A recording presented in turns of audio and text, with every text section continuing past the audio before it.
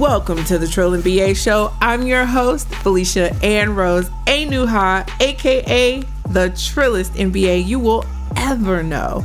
And I'm here to help you survive and thrive in corporate America by giving you the truth and being as real as only I can be.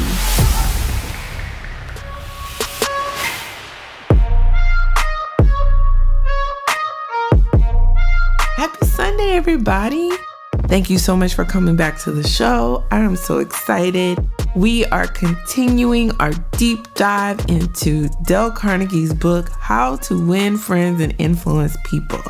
And baby, when I tell you, I'm just like, they should just be teaching classes on this stuff for real, because this is the information you need to get ahead in your career.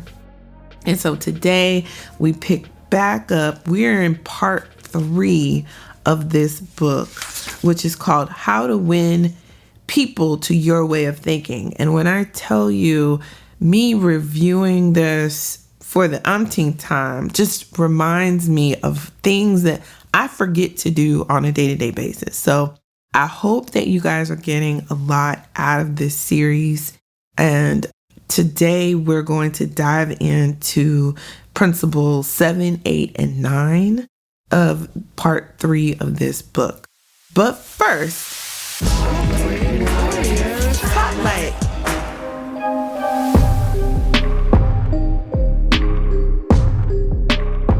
Today, I want to highlight Jacky Wright, Chief Digital Officer at Microsoft. Is a sister, y'all, the Chief Digital Officer. You better work. Jacky Wright is a global technology leader who has made broad impact in business transformation and on social issues. She currently serves as the Corporate Vice President and Chief Digital Officer for Microsoft US. In her role, she inspires and leads teams to help businesses leverage technology to drive innovation, adopt sustainable and accessible business models, and digitally transform. Jacky has extensive experience leading large-scale organizations, driving digital transformation, and market-making solutions. Her career spans senior technology leadership roles across many industries, including CIO roles at Microsoft, BP, and GE. Jacky is a member of the Board of Directors for Invent PLC, Board of Trustees for Harvey Mudd College, and the MXD Manufacturing Council. She also serves on various technical advisory boards. And understand, guys, Jacky is not just skin folk. Jacky is also kinfolk. She spends a lot of time driving people to understand what the equitable future should be and could be. And she is a champion for digitally making sure that people have access to all this technology that is transforming our culture, our society, and our lives. So I am excited to highlight Jacky Wright, Chief Digital Officer at Microsoft US, in our Corporate Warrior Spotlight. I don't know Jacky, but I can tell she's a badass. So if anybody knows her, please let her know that she's been featured on the show, and hopefully one day I will get to meet her.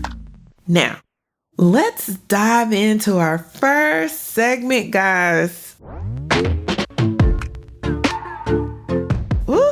I have so much to tell y'all because I have all these feelings. Because you got to understand, when you read this book, How to Win Friends and Influence People by Dale Carnegie, you will be reading and be like, this man is definitely white in the early 1900s. He talking about Woodrow Wilson and Taft and like these presidents and these white man names that definitely are like colonial, right? So like, like the stories he tells, like he tells a story about Al Capone, and I'm like, Al Capone, right? So don't get distracted by all that, because in between all these stories he tells to illustrate his points, are like real nuggets that's what I want to drive home. And those are the important parts.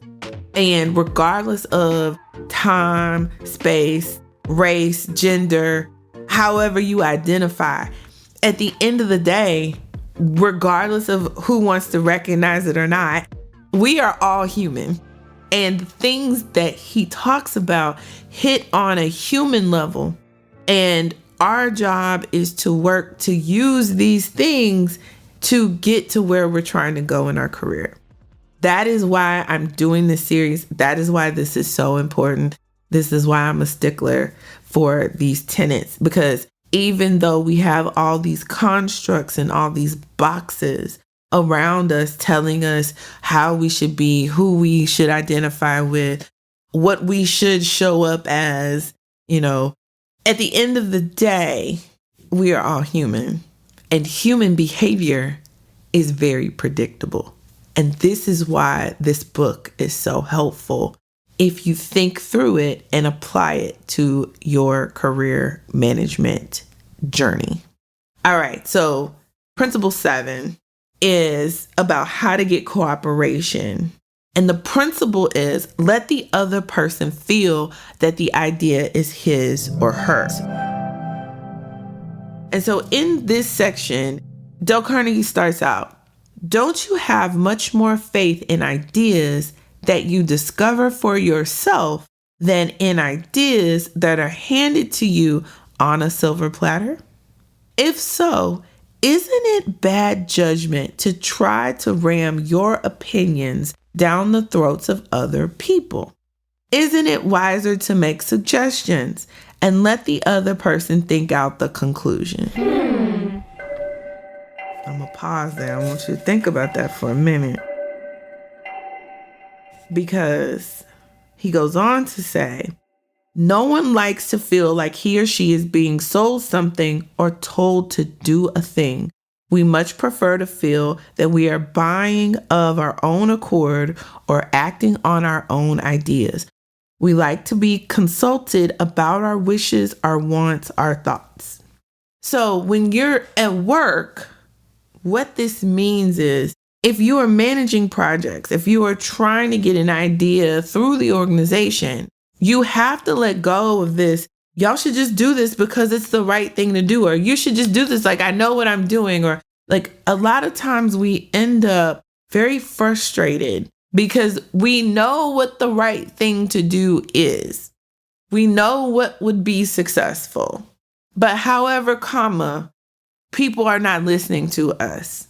And this happens to us a lot, right?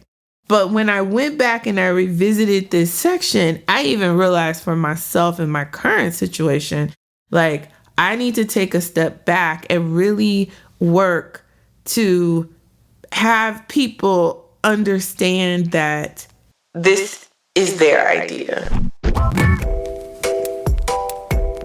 Now, one thing I want you to be cautious of, and it's one thing we need to be cautious of, that Dale Carnegie didn't have to be cautious of.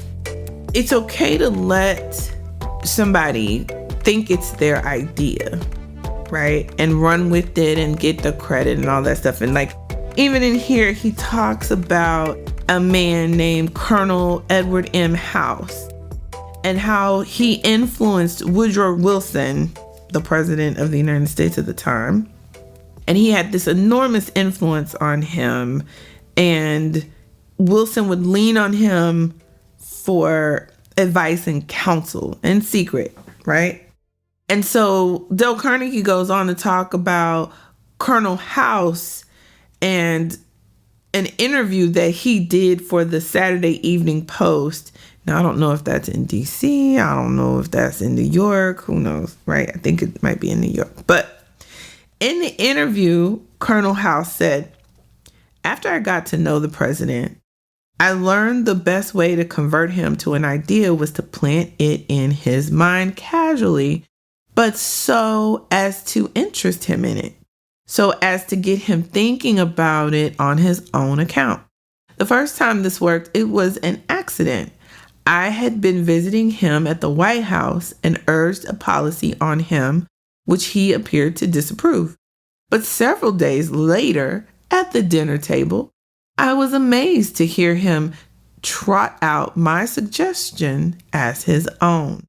Did House interrupt him and say, "That's not your idea, that's mine"? Oh no, not House. He was too adroit for that. He didn't care about credit. He wanted results. So he let Wilson continue to feel that the idea was his. House did even more than that. He gave Wilson public credit for these ideas. Let's remember that everyone we come in contact with is just as human as Woodrow Wilson. So let's use Colonel House's technique. This is why I love this book, right? Because this is key. But now here's where the book kind of fails us, especially Black women, right? Who should be listening to this podcast? Welcome you all. I know others are out there listening. Hi, how y'all doing? But you got to understand, when is it that you need the result? And when is it that you are driving your narrative in the organization? And you have to discern when to let people run with the idea and claim it and take it, and when you need to take credit for your work. And so as a white man, there isn't really a detriment there, right? For most white men, I will say. If somebody runs with their idea, what will tend to happen is, like here with this relationship between House and Wilson, right? He became this trusted advisor. He was known to have this enormous influence on the president of the United States. So he got all kinds of the credit because he drove the results. So like there was never going to be a barrier in his career that would stop him from being, great in his own right, yielding this influence and letting Woodrow Wilson take the credit for his ideas. But for us, it doesn't quite happen that way. So the person you're trying to influence is your boss or your one-up boss or even your two-up boss, right? So your boss's boss's boss. If you are seeding these ideas in conversation, being a trusted advisor, but then that person or those people, those leaders are not bringing you along, they get promoted, you get promoted, or, they see an opportunity, they're not returning this favor that you're giving them by making them look so smart and so great, then that's when you have to take a step back and be like, okay, I'm not getting what I want. I've got to deploy some different tactics. Recalculating. Right? And you've got to build some different relationships. You've got to let people know that you are this influence behind what they're doing and the success that they're taking credit for. So again, you really have to pay attention when you're honing these tactics and you're working through how to work your company's organization, understanding their corporate culture, where you fit in and who you are. And this ties back to the series with attorney Anitra in legal therapy. So if you haven't listened to that, I highly encourage you to go ahead and binge that. It is a wonderful series and walking you through just some very practical things you need to know from a emotional and legal standpoint. Okay. But for right now, we're going to take a break. And when we get back, we are going to talk about seeing things from the other person's point of view. And I don't know about you, but this one is difficult when you're dealing with people you don't like. But we're going to talk about it when we get back from the break. Hey guys, I have to tell you, I just finished watching attorney Anitra's masterclass. And when I tell you, I'm mad that I didn't know this stuff years ago. Like, game changer. Like, we're talking about how to document. We're talking about how the process of thinking through how to fight for your rights in the workplace. When I tell you, she breaks this down so well and gives you the framework and then tells you what you need to do to protect yourself and get your coins. When I tell you, for me, this is a game changer. And I am definitely going to be incorporating these principles and practices into how I coach people, especially people who are in a sticky situation. I mean, we're talking pips, we're talking can't get promoted, and this new term, quiet firing. Oh my God, how many of y'all know people who are being actively pushed out of their organizations, but on the low?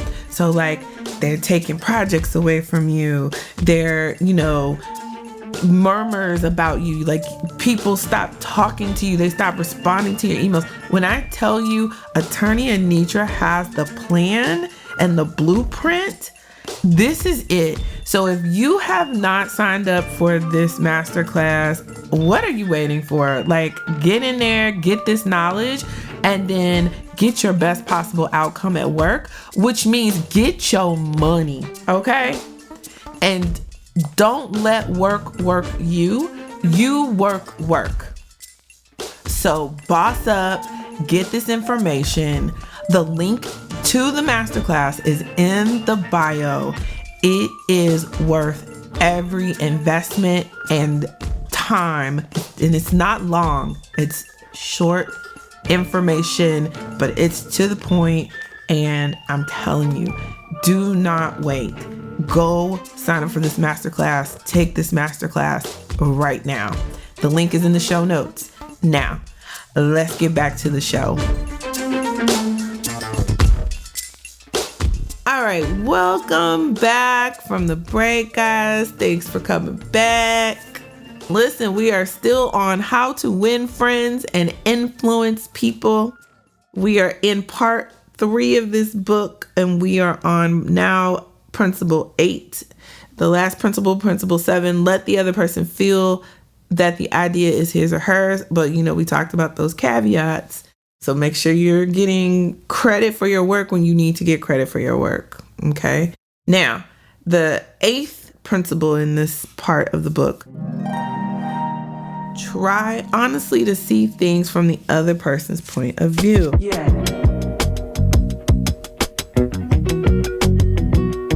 The title of the section is A Formula That Will Work Wonders for You, and it will. To me, this is the first thing that I do when I am helping people troubleshoot their particular situation.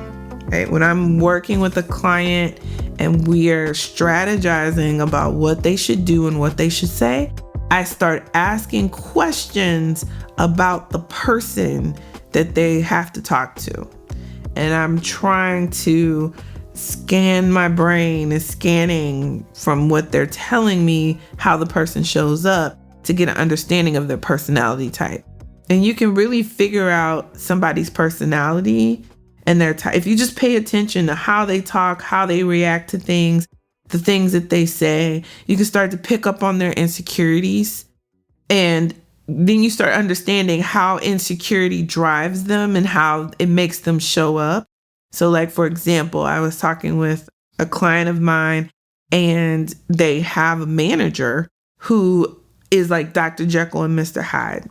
And the crazy thing is, their manager is the only person on the senior leadership team, the C-suite team. The only person of color on this team is a bunch of white men. And then they hired this woman of color, optics. But now this woman of color is acting funky with my client, who is also a woman of color. And even though it's very clear, my client has been playing the game. My client is very smart, and her manager likes her a lot, as much as her manager can like anybody that she didn't hire. And so you start to think through the situation. Okay, so here's a new manager to the organization. They feel like they have something to prove, that they need to prove something. They're the only person of color in this senior leadership. They really don't know what they're doing, right? And that's the funny thing. Most senior leaders don't know what they're doing. They don't. Like, they are paid to solve problems, but being a problem solver doesn't mean you know what you're doing. You are literally troubleshooting and trying to solve problems. You are literally IT in life, right? Like, you are tech supporting business situations. But there's this need to posture and to pretend that you do know what you're doing, right? And it's sad because this person has a team of people who were there before her and who are quite capable, had been getting great results, had been driving the business. And instead of listening to them, this leader is coming in and trying to make their own mark because they have something to prove, right? So again, I asked a couple of questions to get to that analysis. And when I broke that down to my client, I was like, so here's how you have to approach this based on this tenet right here, because I am trying to honestly see things from the other person's point of view. Dale Carnegie starts out, remember that other people may be totally wrong, but they don't think so. Don't condemn them. Any fool can do that. Try to understand them. Only wise, tolerant, exceptional people even try to do that. There is a reason why the other man thinks and acts as he does. Ferret out that reason, and you have the key to his actions, perhaps to his personality. Try honestly to put yourself in his place. If you say to yourself, how would I feel? How would I react if I were in his shoes? You will save yourself time and irritation, for by becoming interested in the cause, we are less likely to dislike the effect. And in addition, you will sharply increase your skill in human relationships, which is what I have been preaching to you guys for a long time. Because let me tell you something. The thing that I love about this book and these things is it transcends the fact that I'm Black. It transcends the fact that I'm a woman. It brings us back to human nature. And human nature, if you understand it in all its context, human nature will always trump the social constructs that we live under. I know it's hard. Why we gotta do all this? Why we gotta go through all this? Can't we just live? And the answer is no, we can't. Because if we could, I wouldn't have to do this podcast. But listen, the key in this section is on my page 165. Dale Carnegie writes, tomorrow, before asking anyone to put out a fire or buy your product or contribute to your favorite charity, why not pause and close your eyes and try to think the whole thing through from another person's point of view? Ask yourself, why should he or she want to do it? It being what I'm asking them to do. True, this will take time and energy, but it will avoid making enemies and will get better results. And with less friction and less shoe leather. Now, that less shoe leather thing, I don't get that. That is a very early 1900s white man phrase that my 2000s Black girl just, I'm gonna have to Google that, y'all. I don't know what that means. But Dale Carnegie goes on to say at the end of this section, if as a result of reading this book, you get only one thing, an increased tendency to think always in terms of the other person's point of view and see things from that person's angle as well as your own. If you get only that one thing from this book, it may easily prove to be one of the stepping stones of your career. He ain't lying, y'all. Every time I have sat and thought through, either for me or for my clients, I'm telling you, the results are magical. And so I want you to understand that if you just take a beat and think it through. Do you know how many people don't think? Like, it's like a disease, the not thinking disease. Don't be afflicted by that disease. Sit and think through things. I am constantly troubleshooting. That's what I call it. It's me troubleshooting. I do it way better for other people, I will admit. It's so much easier for me to see through from the information I'm given from a client, and I can just tell them like this. And in my own situations, I get caught up in my emotion. And so here you got to understand, if you do this tactic correctly, thinking through the whole thing through the other person's point of view, you are forced to take the emotion out of whatever situation is happening. And this becomes very difficult when it is a contentious situation and you feel disrespected and you feel cheated and you feel dehumanized. This becomes difficult and you have to practice. So you start small, in small interactions that don't mean much to you, and you build this muscle. But this is a very important muscle to build. And if you build it, you will see the results. I promise you. But you have to practice it all the time. And you can practice it in your personal life too. It works as well. I'm constantly trying to understand, okay, what is this person trying to do? A lot of times when I ask my clients, okay, what do you want? And I listen to how they answer that question. And it gives me a lot of information on how to work with them and what their point of view is. That's another reason why my clients are very, very happy with their success. And they really start to understand this process of learning and understanding the humans that you work with and their behavior and why they do the things they do. It is a game changer. I can't stress that enough. So now we're going to take a quick break, pay some bills. When we get back, the most important thing that will help you on this journey of winning people to your way of thinking when we get back from the break. Hey, my Patreon listeners. Oh my God.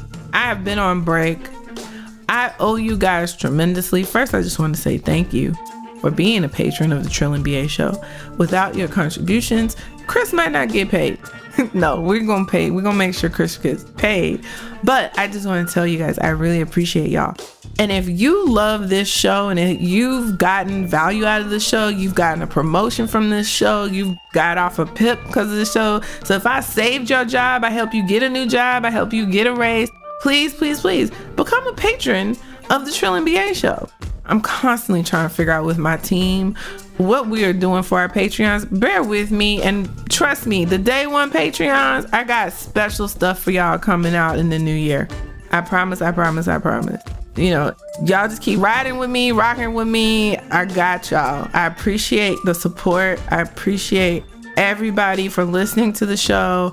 I'm glad that it is a blessing to you as much as you guys have been a blessing to me. Okay? So, with that said, go to the link in the show notes. If you are not a patron, become a patron. And let's get back to the show. And we are back, guys. All right, let's wrap up this show. We have Principle 9. The title of this Principle 9 section is What Everybody Wants. And to me, this is the most important thing.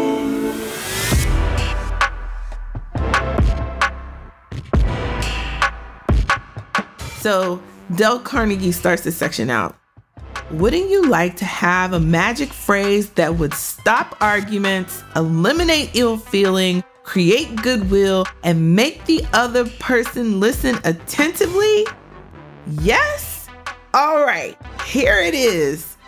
I don't blame you one iota for feeling as you do. If I were you, I would undoubtedly feel just as you do. An answer like that will soften the most cantankerous old cuss alive. And you can say that and be 100% sincere, because if you were the other person, you, of course, would feel just as he does. And then this is where Dale Carnegie goes into this Al Capone example. He says, take Al Capone, for example. Suppose you had inherited the same body and temperament and mind that Al Capone had. Suppose you had had his environment and experiences. You would then be precisely what he was and where he was. For it is those things and only those things that made him what he was. The only reason, for example, that you are not a rattlesnake is that your mother and father weren't rattlesnakes. You deserve very little credit for being what you are. And remember, the people who come to you irritated, bigoted, unreasoning deserve very little discredit for being what they are. Feel sorry for the poor devils. Pity them. Sympathize with them. Say to yourself, therefore, but for the grace of God, go I. 3/4 of the people you will ever meet are hungering and thirsting for sympathy. Give it to them, and they will love you.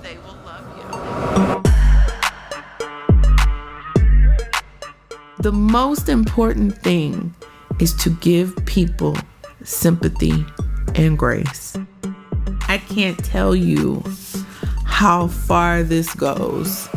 But on the flip side, the thing that people don't understand is that you also need to ask for grace. Okay? You also need to walk with grace. So give yourself grace and give other people grace and ask for grace, and you will get grace. We especially have to remind people that we need grace. And in that act, as people of color, we are forcing people to recognize our humanity. So that's very important. The other thing that I want to recognize in this chapter and the other principal chapters, sections, I don't know whether to call them chapters or sections, y'all. But the other thing I notice about these tactics and the examples that Dale Carnegie gives, and this is something I've noticed about human behavior. When you have a situation where somebody's upset at you, or somebody, like, they're holding on to what their thought is, and they're coming on strong, and they're probably wrong, and that's fine. But human behavior, the way we are as humans, there's this bit of combativeness in our system that triggers us. Even when we actually don't agree, it will trigger us to be contrary.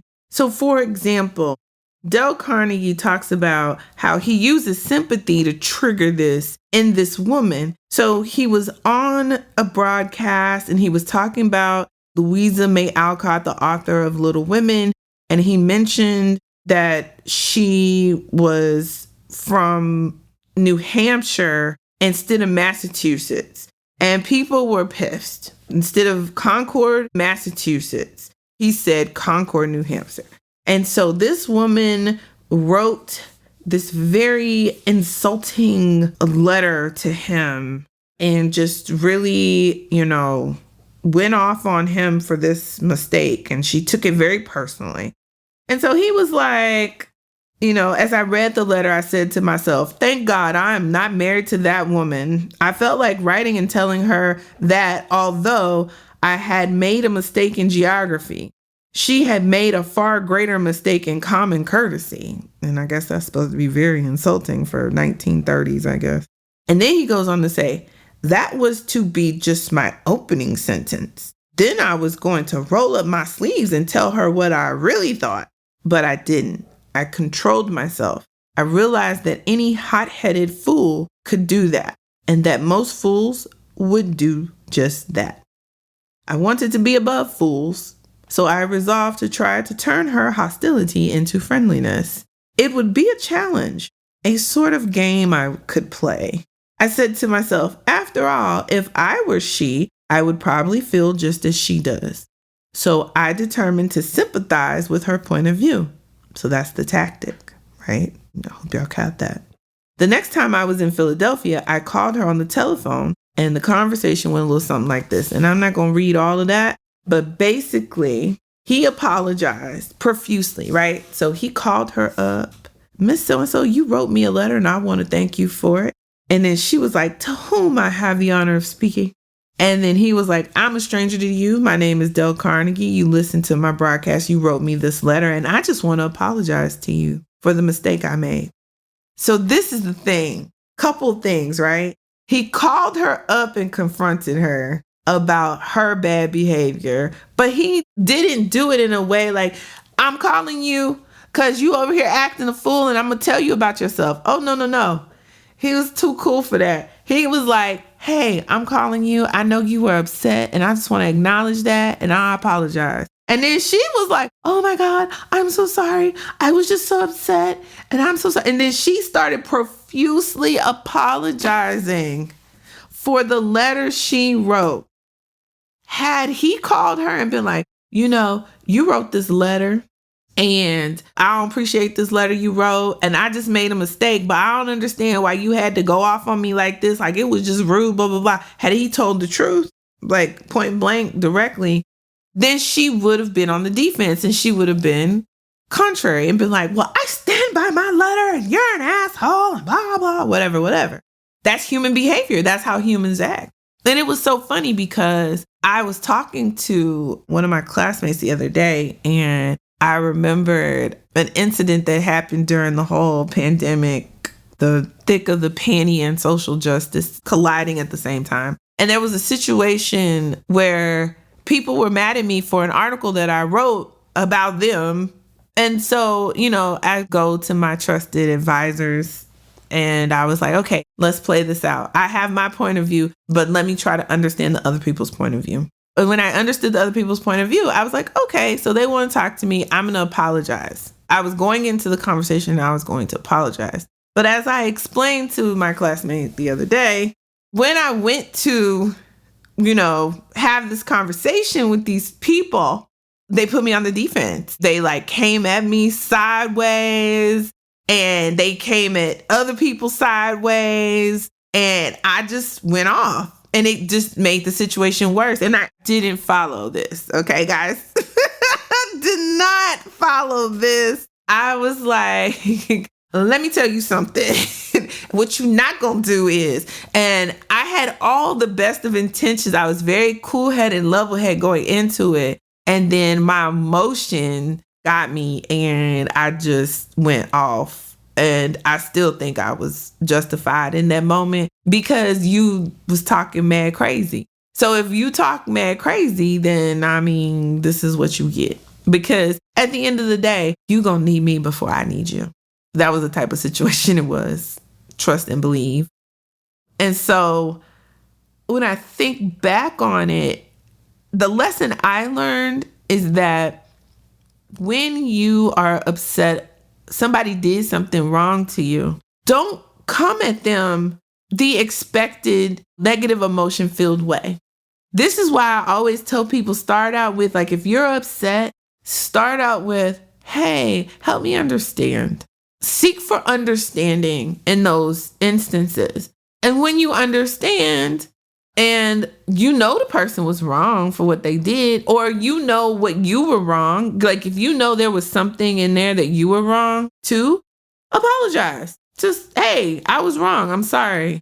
And if they all mad, what they gonna do? Cuss you out for apologizing? No, again, it becomes contrary, right? It's like, you're apologizing. Wait, you're apologizing? Okay.